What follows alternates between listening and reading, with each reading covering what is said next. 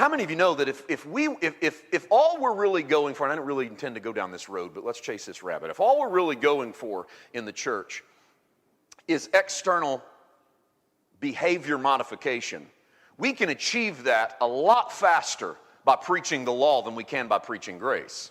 I did not say we can achieve spiritual transformation by preaching the law, because honestly, we'll never achieve spiritual transformation by preaching works. But if we just want people to behave, all we really have to do is hammer away at the law and use fear and intimidation.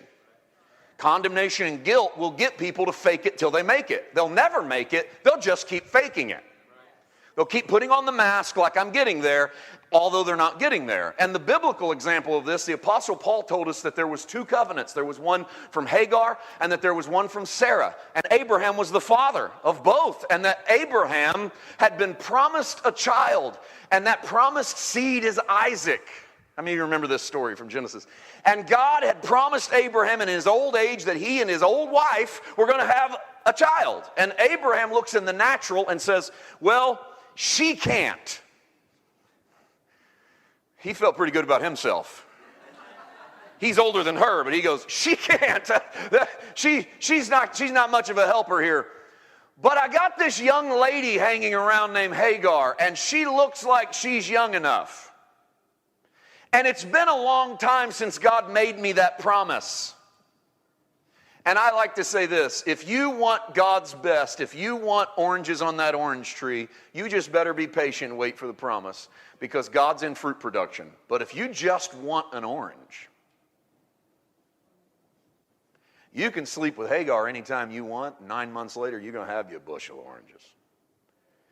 If production is all you're going for, if you just want to produce works, you just want to do, you just want to modify your behavior, you can turn to the works of the flesh anytime you want and just start faking it. And what's happening in the church is we're looking at a tree, and sometimes we're looking at it in the wrong season. We're not realizing what God's doing. God's doing work beneath the soil. God's doing work behind the scenes. God's cultivating fruit. And we're not seeing the fruit we want, so we pour on a little law, and we throw in a little Hagar and say, if you'll spend a little time with effort and you'll spend a little time on yourself, you'll be able to produce something that's quality. And the reality is you'll get a screaming baby, but it'll just keep screaming. And Ishmael will go to war with every Isaac in your life. Every work of your flesh will go to war with every work of your spirit in your life. There'll eventually come a day where the new covenant will have to say to you, kick that woman and her child out of my house.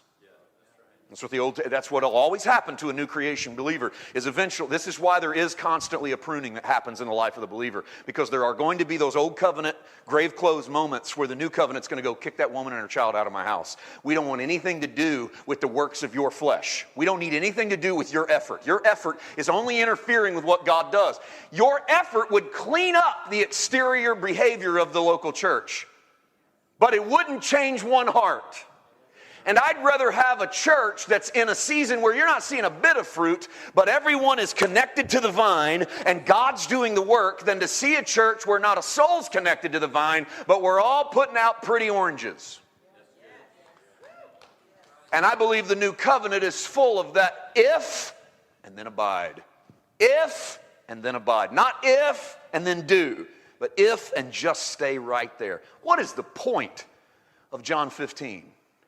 Well, it's John 16, verse 1. Listen to this. These things have I spoken to you, that you should not be made to stumble. Very simple.